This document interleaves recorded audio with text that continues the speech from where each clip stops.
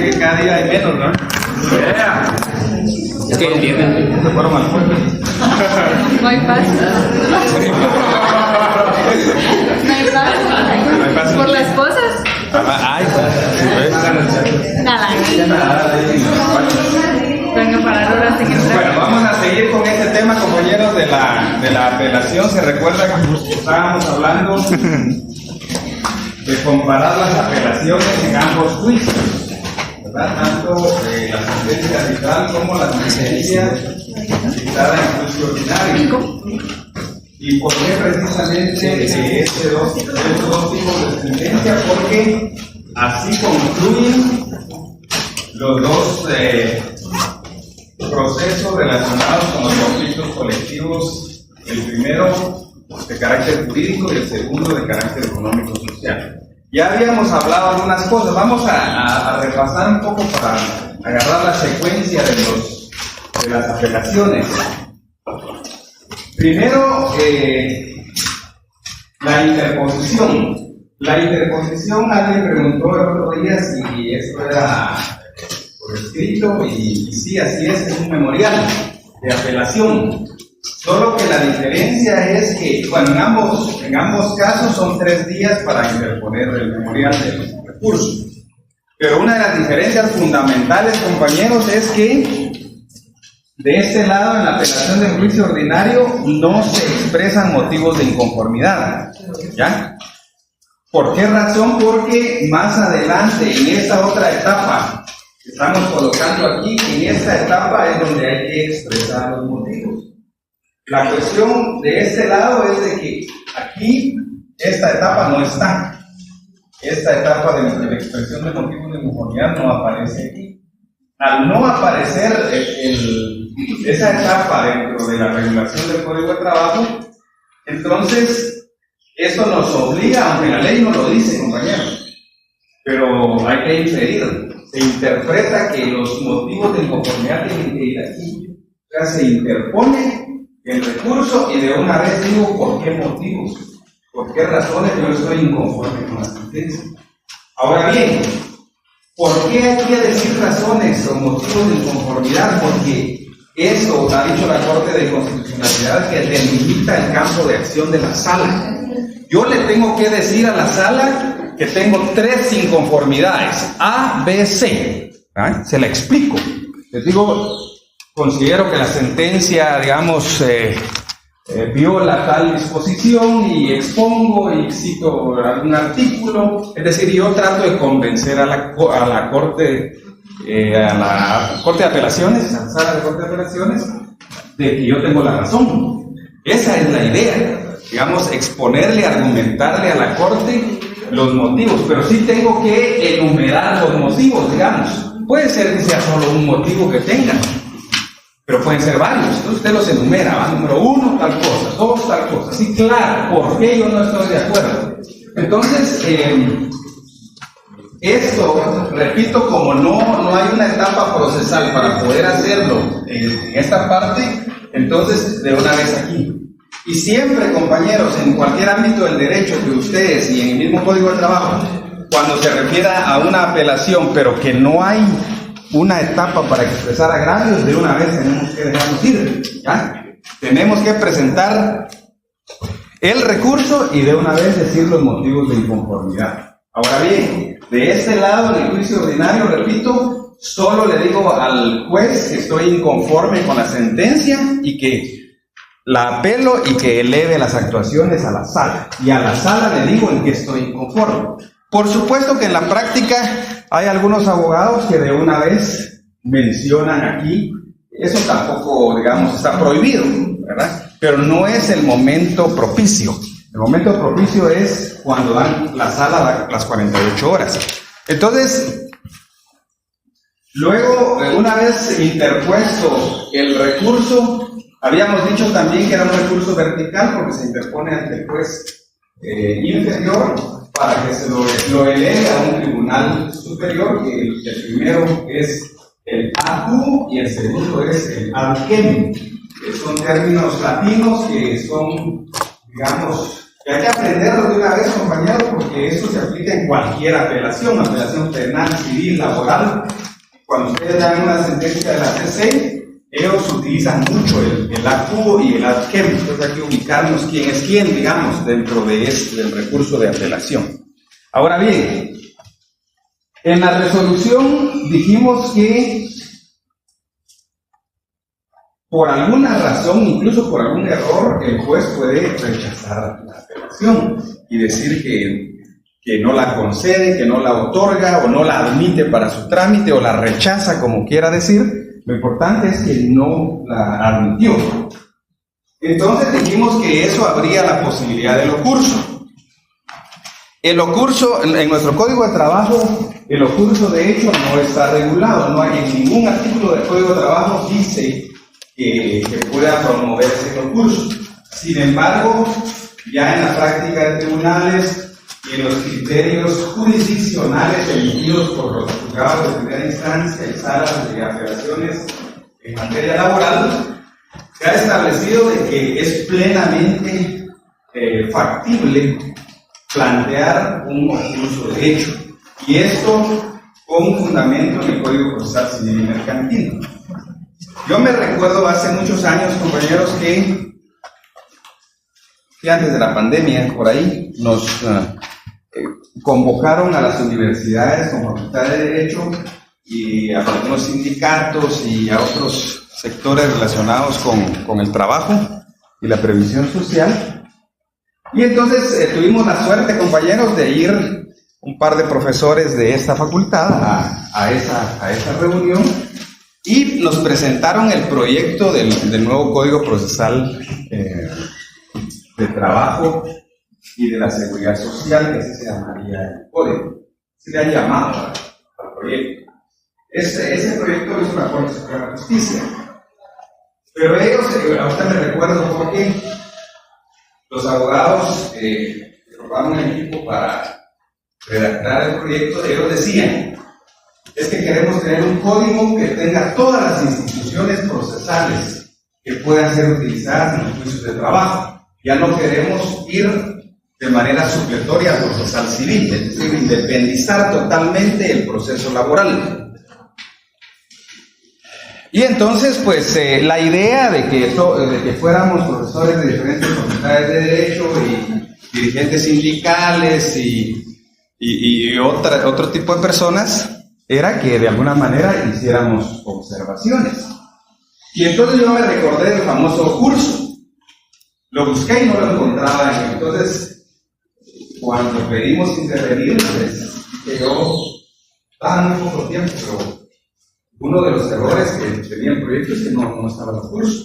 ¿Qué voy a hacer yo si me rechazan una apelación en un juicio ordinario? ¿Qué voy a hacer? Hemos utilizado el curso de conformidad con el procesal civil y mercantil, pero ustedes dicen que ya no lo vamos a usar. Entonces, pues sí era un error, ¿verdad? Era un error. Y pues este código pienso que es muy bueno. Lástima que, como no interesa para los congresistas, pues está engavetado ahí desde hace muchos años, quizás hace unos 8 o 10 años. Pero sí sería interesante tener un código sustantivo y un código adjetivo en materia laboral. Pero sería para mí lo ideal, aunque muchos dicen que estamos bien como estamos, ¿verdad? Pero en realidad quizás no, porque el código, para empezar, tampoco es tan nuevo que digamos. El Código de Trabajo tiene sus añitos, por un lado, pero por otro lado hay muchas cosas que no regulan y tenemos necesariamente que ir a la ley de orden judicial, tenemos que ir al Código Procesal Civil y Mercantil. Incluso hay muchas cosas que la Corte de Constitucionalidad, como algunas veces les he dicho, ha tenido que crear doctrina legal relacionada al ámbito laboral, porque no hay alguna regulación. Por ejemplo, para no ir muy lejos, hace poco hablábamos con ustedes de que a una audiencia no puede excusarse por enfermedad cuando se trata de una persona jurídica colectiva, ¿verdad? Entonces, eso lo dice la Corte, eso no lo dice el Código de Trabajo. Si usted tiene el Código de Trabajo, no dice ahí que eso es exclusivo para los demandados de manera individual. Solo está la posibilidad de excusarse, pero no hace la aclaración si estas personas jurídicas colectivas, que ese es el término técnico, compañeros, para que reflexionemos. En la práctica le decimos persona jurídica y nuestras leyes consideran persona jurídica aquellos entes que están formados por varias personas individuales, ¿verdad? Una sociedad anónima, una fundación, una asociación, etcétera, etcétera. Vale. Pero cuando vimos introducción al derecho, compañeros, ¿se recuerdan que la persona jurídica es aquella que puede actuar en el mundo del derecho? ¿Verdad? Ser derecho, no obligaciones. Y entonces la persona jurídica es la que se divide en individual y colectiva. O sea que si queremos hablar correctamente, no es solo persona jurídica, tendríamos que decir persona jurídica colectiva, cuando nos referimos a un ente abstracto, ¿verdad? ¿Se recuerdan de eso? Que es una abstracción del derecho, darle personalidad jurídica a un ente que no es corpóreo. O sea, nosotros no podemos decir, aquí estoy tocando a la Universidad de San Carlos. No es así, es incorpóreo, ¿verdad? Porque la universidad, aunque yo dijera esto es la universidad, pero también nosotros somos la universidad. Entonces, por eso es un ente ficticio del derecho, ¿ya? Hay una teoría ahí de la ficción, ¿ya? La ficción del derecho que se le otorga personalidad jurídica a algo que no tiene existencia material. Bueno, entonces, el ocurso de hecho, hablamos de qué se hacía, que eran 3 días para interponerlo, que 24 horas para el informe y 24 horas para la resolución. Cuando revisamos conversando la vez pasada, de que yo comentaba de que se ponía, ya averigüé. Sí, técnicamente es ante la sala, pero lo que se hace es presentarlo al Centro de Servicios Auxiliares de la Administración de Justicia Laboral de Guatemala. Y ya ahí lo que hacen es hacer un sorteo para enviar al curso a una de las 6 salas existentes. Y ellos son los que crean el número propio de los cursos, porque los cursos tienen un número diferente al sector principal, y ya lo asignan al magistrado, ya el magistrado tiene necesidad de llevar los cursos, ¿no? Okay. Ahí estamos bien. El centro administrativo, como dice el compañero, ha de una manera concentrado toda la recepción de, en este caso, un primer escrito que sería un curso, y cualquier otro primer escrito, por ejemplo, demanda juicio ordinario, las demandas colectivas, todo va a parar ahí. Al final es un centro que distribuye, ¿verdad? Esa es la idea del centro auxiliar de justicia laboral. Pero qué bien, compañero, igual lo importante es que es la sala la que va a conocer, ¿verdad? Lo demás es como administrativo, ¿verdad? No es jurisdiccional. Ya hemos hablado que el centro no tiene funciones jurisdiccionales, ¿verdad? Y por eso se recuerda que hablamos en aquel momento que cuando dice el código que en el momento en que se presente el pliego de peticiones al juez respectivo, no se tiene que entender de manera literal, porque ya juez respectivo no existe, digamos, porque se presenta ante el centro administrativo y el centro es el que hace la distribución a que fue válido. Antes sí, porque usted iba directamente con su demanda, ya les expliqué también que las demandas se presentaban directamente al juzgado. Usted elegía qué juzgado quería. Tenga atención sobre todo a que trabajarán, digamos, más rápido. No todos los jueces tienen, digamos, como el mismo ritmo de trabajo e incluso la misma calidad, ¿verdad? No. Lamentablemente, también uno en la práctica termina entendiendo que pues, los niveles, digamos, académicos, las capacidades de los mismos jueces son diferentes. Si usted ve una sentencia del juzgado X contra el juzgado Y, puede ser que esa sentencia lo impacte a usted en el sentido de cómo el juez expone por qué arribó a resolver en un determinado sentido. Y de repente se asusta al ver otra sentencia que pues, no tiene mayores argumentos, incluso muchas veces tiene muchos errores la demanda, y que eso desemboca en la apelación. En la apelación se corrigen muchas cosas lamentablemente, ¿verdad? Bien, entonces ya estamos con ese procedimiento. Ya el compañero ahí nos averiguó que administrativamente se presenta el recurso y se eleva a una sala para que conozca. La sala, eso tiene que ser en 3 días. La sala 24 horas pide informe y 24 horas para resolver y se termina el recurso. Bien, entonces la otra etapa, compañeros, por aquí nos habíamos quedado el último día.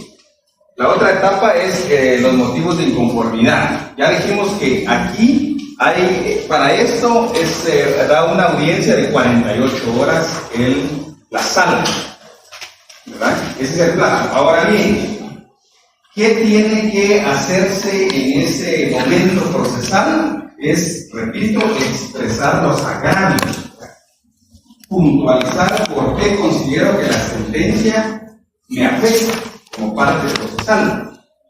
Y ojo, compañeros, que la Corte de Constitucionalidad ha dicho claramente, hay jurisprudencia establecida que solo en este momento se pueden expresar los agravios. Yo he escuchado incluso de colegas que dicen, no, pero si se me fueron las 48 horas de aquí adelante está la vista, y en la vista yo expongo los motivos. Y algunos se aventuran y lo hacen. Pero la Corte ya dijo que el momento procesal y el único momento es aquí. Si a usted se le pasan las 48 horas, ¿qué ocurre?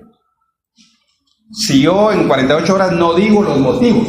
¿Se recuerdan que al principio solo dije que estaba inconforme con la sentencia, de manera general? Pero ¿qué ocurre si yo no digo los motivos? Se me pasa ese plazo de las 48 horas.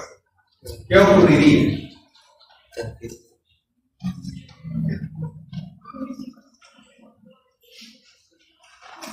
Lo que ocurre, compañeros, es de que prácticamente la apelación se queda sin materia. Ya no tiene la sala sobre qué entrar a conocer la apelación. Ya les hablé que cuando usted expresa los motivos, delimita el campo de acción de la sala. Usted le dice a la sala, revíseme ABC. Yo estoy inconforme con eso por tales motivos. Entonces la sala va, bueno, dice está inconforme que lo hayan condenado a pagar indemnización por tal motivo, entonces la sala tendrá que entrar a considerar si eso es correcto o no es correcto, y entonces puede ser que revoque parcialmente la sentencia y absuelva, digamos, de ese rubro de pagar la indemnización, si fuera el ejemplo. Entonces, en otras legislaciones, compañeros, no en el Código de Trabajo, existe lo que se llama apelación desierta. La apelación desierta es una figura que algunas legislaciones tienen, nuestro Código Procesal Civil no lo tiene, ni el Código de Trabajo. La apelación desierta consiste en que si el apelante no realiza ciertos actos, como en este caso no expresa motivos de inconformidad en el momento procesal oportuno, entonces se da por terminado el recurso.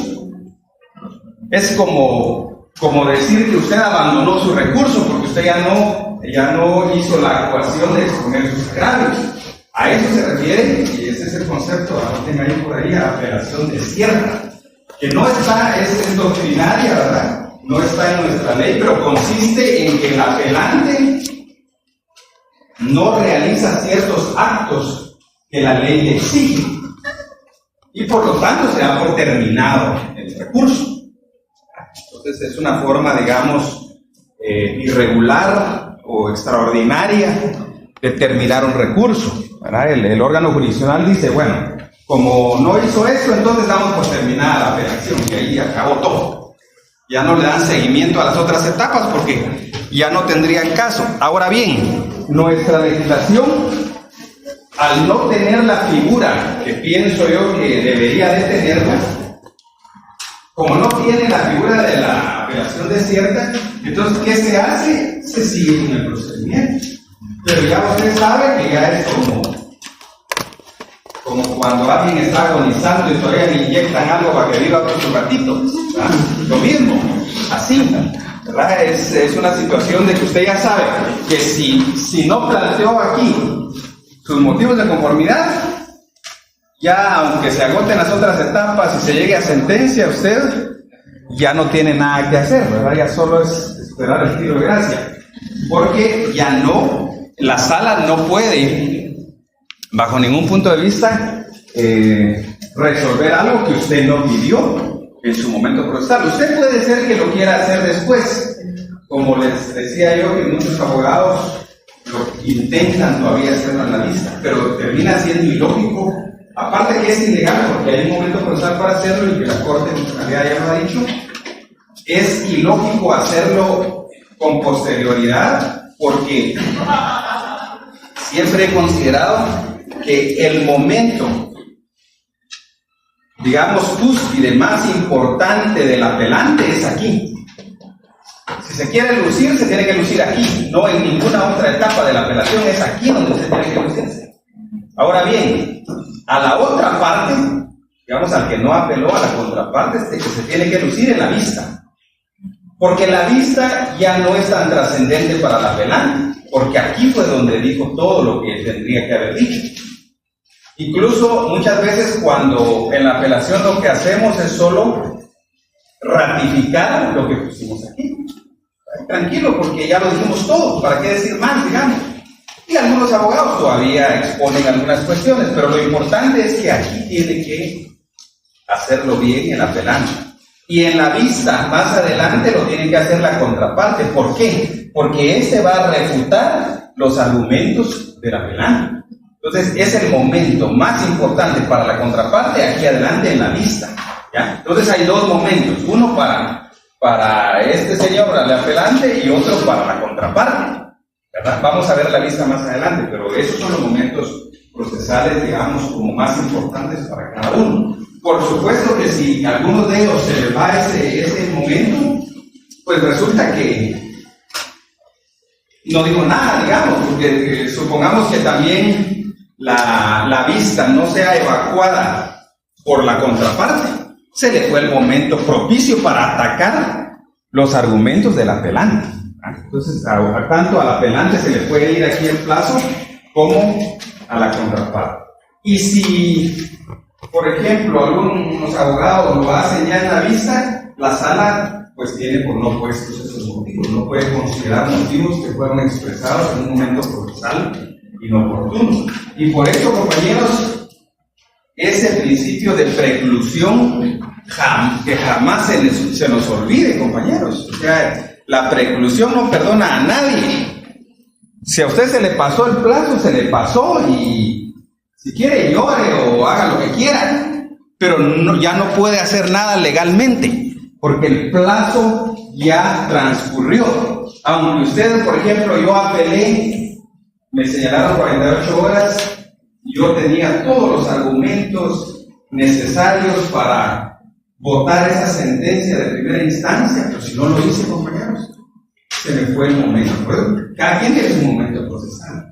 Y entonces, yo me recuerdo hace un par de meses que un colega me llamó y me dijo: fíjate que me notificaron las 48 horas en una apelación laboral, pero se me fue el plazo. ¿Y ahora qué hago? Entonces, pues ya no se puede hacer nada, compañeros. Ahí ya no se puede hacer nada, absolutamente nada. Ya se pasó el plazo, ya venció el plazo. Es como el tema de la audiencia, primera audiencia, cuando usted tiene el momento procesal para contestar una demanda, para oponerse a una demanda. Si usted no fue a la primera audiencia, no lo pudo hacer, aunque vaya a las otras audiencias y cumpla con todas las etapas. Usted no fue al momento propicio en donde usted tenía que oponerse a la demanda. Entonces, es ahí, compañeros, donde tenemos que tener, digamos, mucha como responsabilidad en lo que hacemos, en lo que tomamos, ¿verdad? Porque ahí el daño puede ser un daño, pues, muy fuerte, ¿verdad? Muy fuerte para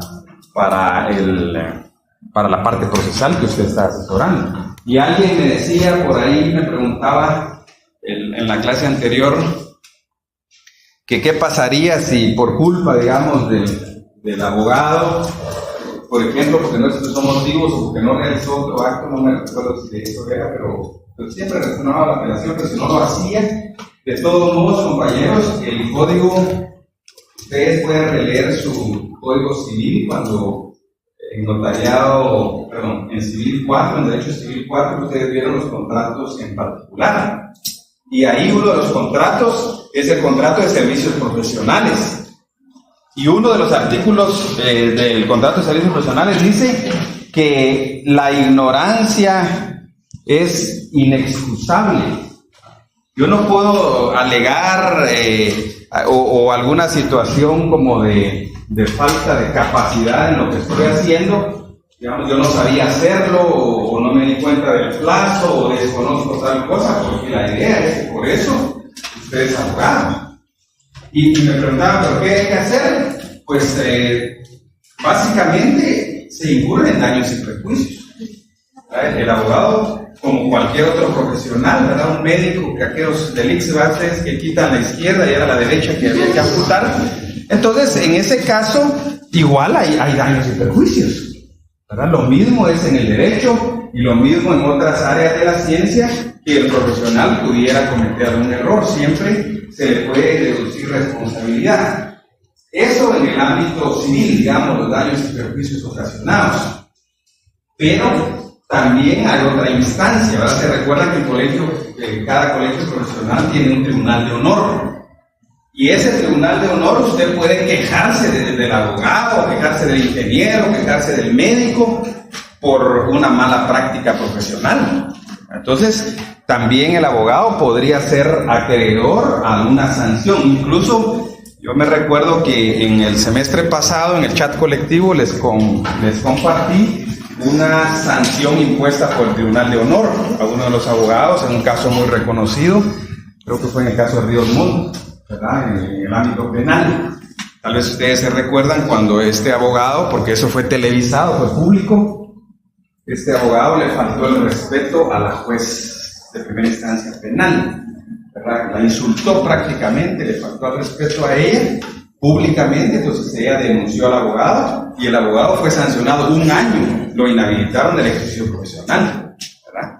Entonces, digamos que hay que tomar como en serio las cosas, y en este caso la actitud del abogado, pues lamentablemente, fíjense compañeros, que para los que tengan un carácter así mero explosivo, hay que tratar de controlarse uno como profesional. Yo me recuerdo un colega que hasta se retaron ahí a los trancazos, ahí en el patio del juzgado. Entonces a veces hay que controlarse, compañeros, digamos. ¿Y saben qué ocurre? Que a veces hay abogados que estratégicamente hacen enojar al otro abogado, porque saben, cuando uno se enoja, compañeros, ya como que el cerebro no carbura bien, y resulta que usted dice cosas o deja de hacer cosas, o está molesto, ¿verdad? O dice algo que no debió haber dicho, ¿verdad? Entonces, ¿cuál es la clave, compañeros de la audiencia? A una audiencia es ir tranquilos. Usted sabe el derecho, sabe su caso, conoce su caso, sabe a qué va la audiencia. Entonces usted tiene que ir predispuesto a que si el abogado o la abogada de la contraparte trata ahí como de sacarlo de quicio, usted pues tranquilo, ¿verdad? Tranquilo y no espera la salida. Y no esperarlo a la salida, ¿va? Porque no es así la cuestión. Y la gente, fíjense que en las audiencias, yo me recuerdo en un amparo de una lista pública, me dijo el señor, porque sí era un amparo que sí, pues, digamos, la contraparte lo promovió de mala fe, querían despojar de unos inmuebles a este cliente. Entonces el cliente andaba pues así molesto. Y entonces en la audiencia me dijo, mire usted, pero a mí me lo dijo así al oído, ¿ah? A mí me dan ganas de pararme y irle a dar un cachimbazo. Así, en esos términos. Entonces le digo, don Francisco, sí, cálmese, le digo, tranquilícese, porque aquí, si usted hace eso, nos va a comprometer más. Nosotros vamos a ganar este caso porque ya lo habíamos analizado bien. Y el caso iba a ser favorable, y la sentencia de amparo fue favorable a nosotros. No, ni saben qué pasa, que había mala fe, evidencia de mala fe. Porque el abogado, miren ustedes, como en Guatemala se dan unas cosas. Para variar, el abogado de la contraparte era asesor del registro de la propiedad. Y ellos presentaron un amparo para despojar de la propiedad a este cliente. Una propiedad que, digamos, bueno, no era una, eran 3 en un solo instrumento. Que en aquel tiempo se habían comprado una cantidad baja, pero que ahora ya vale millones esa cosa. esos inmuebles. Pero lo que yo les digo, compañeros, es de que sí era evidente la mala fe, ¿verdad? Incluso el Tribunal de Amparo le pidió al INACIF que hicieran un expertaje, porque lo que se cuestionaba era la firma. Y pues ese tercero, el experto, dijo que sí era, al igual que nuestro experto, que pues bueno, casi él creó toda esa cosa que ha existido en el tema del peritaje. ¿Se recuerdan? Antes en la policía había una sección Henry, creo que se llamaba, de la filosofía y toda esta situación, y pues estos señores habían creado, o sea, digamos, el experto que dictaminó a favor de nosotros, y luego el tercero también. Pero lo que yo les digo es que no hay que perder la cabeza. El señor está perdiendo la cabeza en esa audiencia, ¿verdad? Él dijo que quería pararse ahí y pues, digamos, pegarle a el otro. De todos modos, el otro ya era viejito, no le iba a aguantar, pero la cosa es que no hay que actuar de esa manera, ¿vale? No es la forma de resolver las situaciones.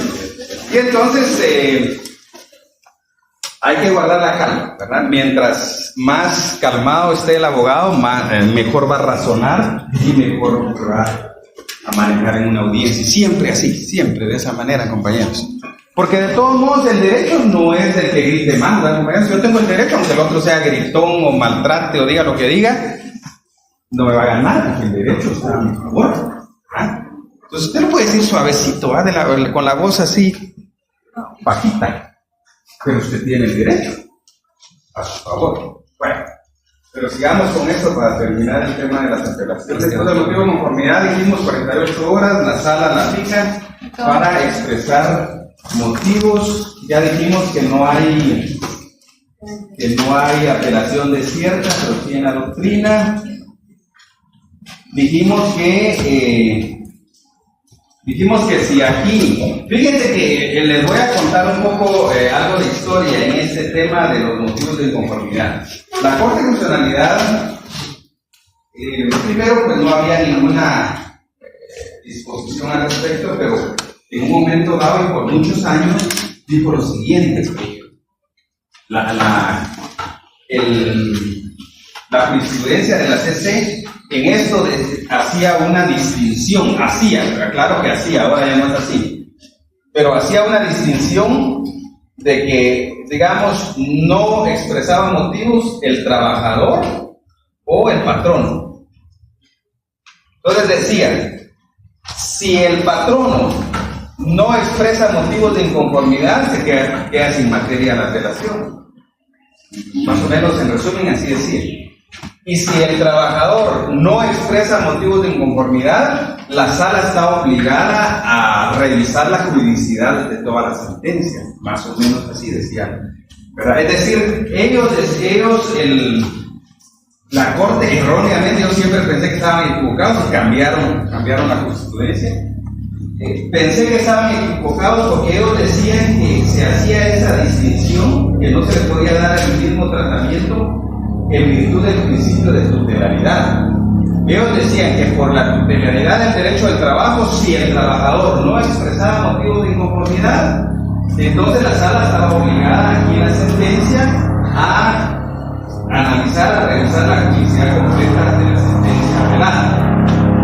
Pero que si era el patrono, pues entonces se queda en materia y prácticamente sin lugar a la apelación. En realidad ahí, compañeros, era invocar el principio de tutelaridad en materia procesal es muy arriesgado. La Corte eso invocaba, por la tutelaridad no. La tutelaridad es más un principio sustantivo que procesal. Porque si no, entonces perdonémosle todo al trabajador, ¿verdad? Pobrecito el trabajador, no pudo unas 48 horas, le damos otro tiempo para que no puede ser así. Porque eso ya es procesal. Proteger al trabajador es en cuanto a sus derechos irrenunciables, en cuanto a que no le violen cierta legislación nacional o internacional que le ampara sus derechos, etcétera, etcétera, pero no en lo procesal. Entonces la Corte ya corrigió la plana. Ahora aquí ya es que cualquiera de los dos, que siempre fue lo correcto, cualquiera de los dos que no exprese motivos de inconformidad, se queda sin materia la apelación. Ya no tiene sobre qué hacer su análisis la sala. Entonces, ahí sí estamos bien, porque ya hay un principio de igualdad procesal, ¿verdad? O si a uno se le pasa al trabajador o se le pasa al patrono, el efecto va a ser el mismo. Es decir, que dejan sin materia la apelación. Entonces, ya es un criterio, a mi parecer, ya correcto, idóneo y que siempre debió haber sido así. Pero bueno, así funcionamos. Entonces, bueno, vamos a seguir. Ahí ya estamos con la etapa de motivos de inconformidad.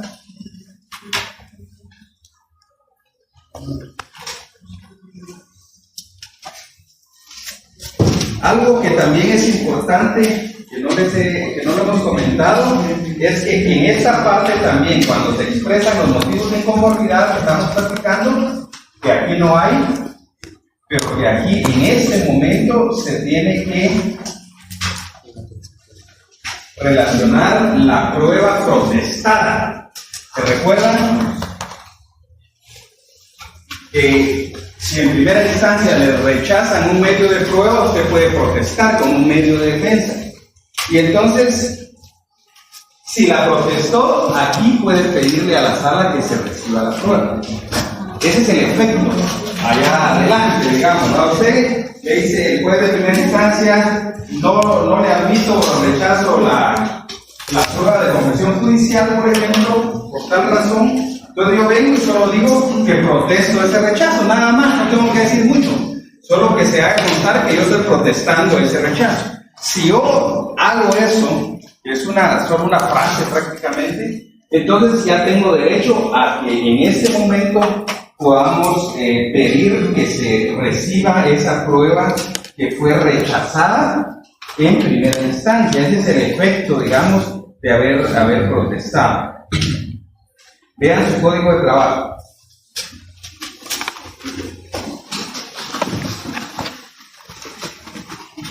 Veamos el artículo 369. Vean el 369.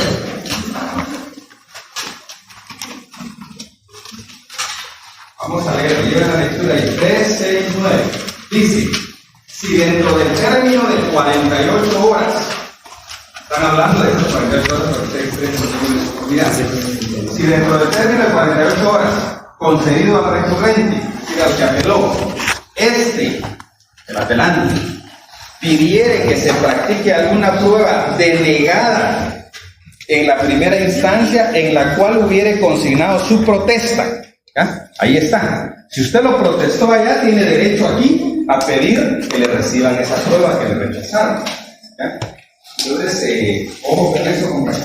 Si la protestó, aquí en esas 48 horas cuando usted expresa agravio, de una vez puede pedir que le reciban esa prueba que usted haya protestado. Más adelante dice, el tribunal, si lo estima procedente, con noticia a las partes, es decir, que se notifica a las partes, señalará audiencia para la recepción de la prueba o pruebas solicitadas que deben practicarse en el término de 10 días. Entonces, ahí hay un plazo también, ¿verdad? Es decir, que si se protestó la prueba, aquí se pide que se reciba, y si se va a recibir, hay un plazo de 10 días para recibirla. Anoten por ahí ese plazo de prueba de 10 días en segunda instancia.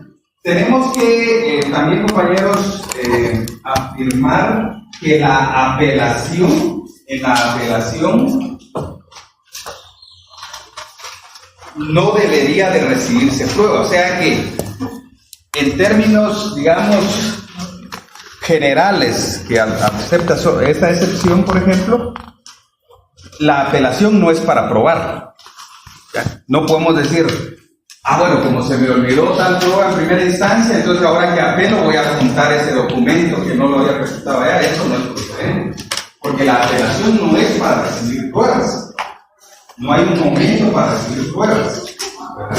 Y aunque usted lo adjunte o lo presente, todos no se van a tomar en consideración, ¿verdad? Ahora bien, salvo, y eso ya es muy excepcional, que usted haya protestado el rechazo, y si fue así, entonces en un plazo de 10 días se recepciona esa prueba.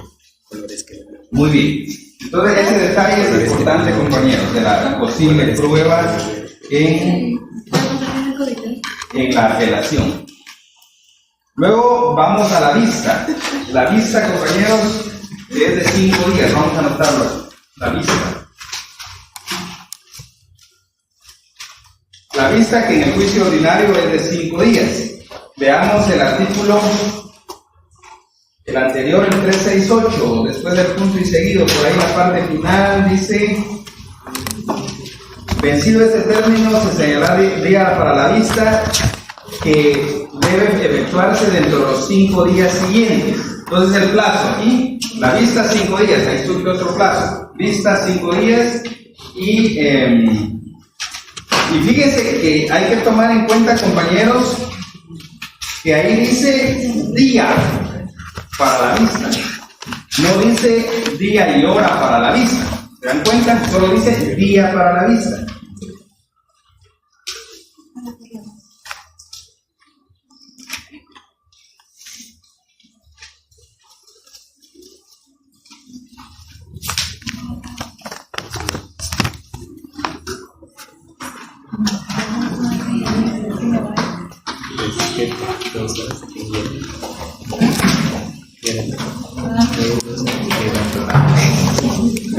Vean para que, como una comparación vean el 196, aunque esto es en primera instancia del juicio ordinario civil, el procesal civil. Vean el procesal civil en el 196 con la aclaración que esta vista es una vista de primera instancia. Pero lo que yo quiero que llamarles la atención aquí es que en esta vista dice, en el segundo párrafo del 196 del procesal civil, dice: el juez de oficio señalará día y hora para la vista. Lo que quiero reafirmar con esto, compañeros, es que en la vista de primera instancia del juicio ordinario, en el procesal civil dice día y hora para la vista. Es decir, que le van a decir a usted, la vista es el 8 de octubre del 2024 a las 10 horas, porque dice día y hora para la vista. Ahora, si regresamos al Código de Trabajo, la vista, que aquí es en segunda instancia, no en primera, pero es una vista, dice en el 368, dice: vencido este término, se señalará día para la vista. Solo día para la vista. ¿Qué quiere decir? ¿Por qué lo reafirmamos bastante? Porque al no decir hora, usted puede presentar sus alegatos en cualquier momento del día. Como es solo día, entonces digamos que en lo laboral va a decir, se señala para la vista el día 8 de octubre de 2024. Pero si fuera civil diría, se señala para la vista el día 8 de octubre de 2024 a las 10 horas, por ejemplo. Entonces usted antes de las 10 tiene que, o a más tardar a las 10, usted tiene que presentar su memorial. En lo laboral no, usted tiene desde las 8 de la mañana que abre la sala, en este caso, hasta las 15:30 horas, que es el plazo ordinario, digamos, la jornada ordinaria laboral de los tribunales, donde usted va a poder presentar su memorial, ¿verdad? Un memorial de alegato. Son alegatos. En la vista lo que se hace es presentar alegatos, ¿verdad? Ese es el término clave, ¿verdad? Entonces, eso es lo que se hace. Ambas partes presentan alegatos. Pero el alegato, repito, más importante es de la contraparte, que no apeló, porque ese es el momento propicio para contrariar o rebatir los argumentos del apelante. Ahí lo ataca a usted, digamos, como contraparte. Ahí, como usted ya fue notificado de los motivos de inconformidad, usted ya sabe en qué no está conforme el apelante. Entonces ya usted viene aquí y usted contraataca.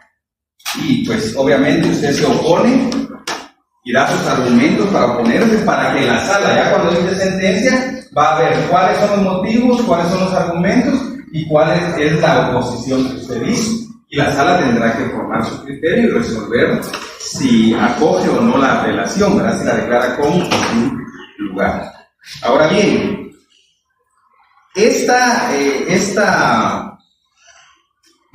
esta vista que nosotros tenemos aquí, esta no se da aquí también, porque esta apelación es más corta, digamos, es más breve en sus plazos. Entonces no hay vista. Aquí sí hay y aquí no hay vista. Al igual que no hay momento para expresar motivos de conformidad, aquí sí hay y aquí no hay. ¿Verdad? Entonces, por eso no nos estamos refiriendo a la otra apelación, porque allá no se da la vista. Lo que sí puede haber de este otro lado, se lo podemos poner como a la par de esto, aquí donde hablamos de la prueba, aunque aquí no es prueba protestada, pero sí puede haber una prueba para mejor proveer. Así le dice el código. Y eso, digamos, si estuviera en el civil, se cuestionaría mucho decirlo de esa manera. Prueba para mejor proveer, porque prácticamente lo que está haciendo el tribunal en esta etapa, que también es una etapa cuyo plazo es de 10 días y es opcional, porque después es para mejor proveer, es decir, solamente si se considera necesario, es de 10 días parecido a los 10 días de aquí, solo que aquí es prueba protestada, aquí no, aquí es prueba para mejor proveer, no es un auto para mejor proveer, es una prueba para mejor proveer. Y les digo que si estuvieran en civil dirían eso no es posible. No es posible porque no puede estarse incorporando prueba a través de esta figura de mejor proveer. Sin embargo, hay que tomar en cuenta que estamos de este lado, en un conflicto colectivo de carácter económico-social, en donde hay pues alguna flexibilidad en las disposiciones. Entonces, lo anotan por allá, digamos, como estamos comparando las dos apelaciones, la prueba para mejor proveer, que es opcional y que el plazo es de 10 días. Ahora bien, en esto puede haber un auto para mejor fallar, aquí. Auto para mejor fallar, podría haber por acá. Digamos, antes de dictar la sentencia, la sala puede dictar un auto para mejor fallar. Para ese efecto veamos el 370. Dice el 370 del Código de Trabajo: el tribunal de segunda instancia, cuando lo estime indispensable, podrá hacer uso de la facultad que concede el artículo 357, dice el 370. Y cuando nos vamos al 357 es precisamente el auto para mejor fallar, o mejor proveer.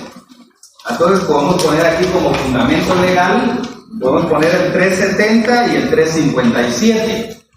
¿Verdad? Que esa facultad que tiene primera instancia de antes de dictar sentencia, dictar un auto para mejor fallar, también tiene esa facultad la sala. Antes de dictar su sentencia puede dictar un auto para mejor fallar.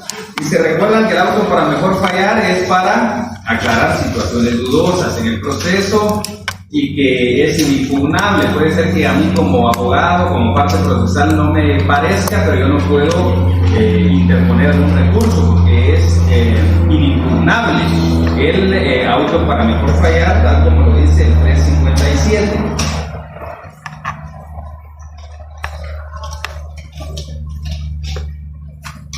Luego llegamos, compañeros, a la última fase, que aquí sería la sentencia, y también aquí pues habría sentencia. En esta parte, ¿verdad? En ambos. En este caso, prácticamente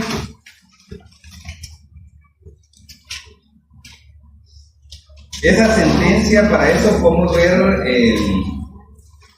veamos el 368 en la parte final, aquí en el juicio ordinario. 368, parte final, dice: y dictará sentencia 5 días después, bajo la estricta responsabilidad de sus titulares. Entonces, esa sentencia, pueden anotar que es un plazo de 5 días, también para la sentencia de primera instancia, sentencia de segunda instancia en un juicio ordinario. 5 días, porque lo dice el fundamento 368. Luego también podemos tomar como fundamento el 372. Porque dice el 372. La sentencia de segunda instancia debe confirmar, revocar, enmendar o modificar total o parcialmente la sentencia de primera instancia. ¿Ya? Esos son los sentidos en los cuales se emite la sentencia de segundo grado. ¿Verdad? Digamos, si la pregunta en un examen fuera ¿en qué sentido se emite la sentencia de segunda instancia? Están en el 372. Los sentidos son confirmar, revocar, enmendar o modificar la sentencia venida en grado o la sentencia de primera instancia, ¿verdad?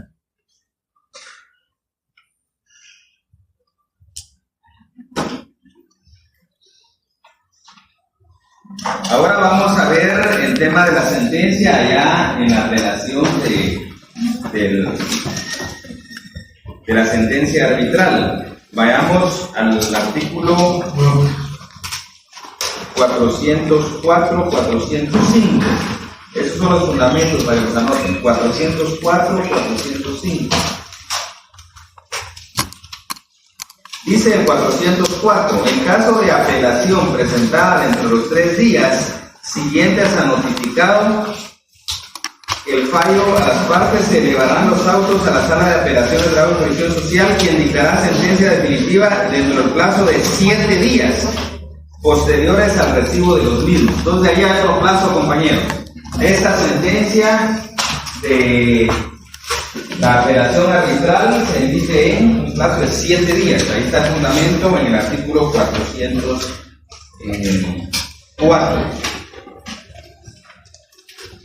Y otra idea importante de esta sentencia, compañeros, es lo que dice el 405.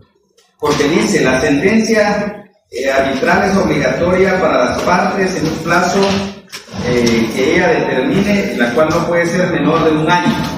Eso es importante, 1 año, como mínimo. Ahora, en el artículo, vayamos al 408. Al 408, que sería como lo siguiente al emitir la sentencia esta relacionada con el arbitraje. Dice el 408, de todo fallo arbitral se enviará copia autorizada a la Inspección General de Trabajo. Entonces, anotemos ahí que se envía copia a la Inspección General de Trabajo, como una parte final, digamos, allá de aquel lado.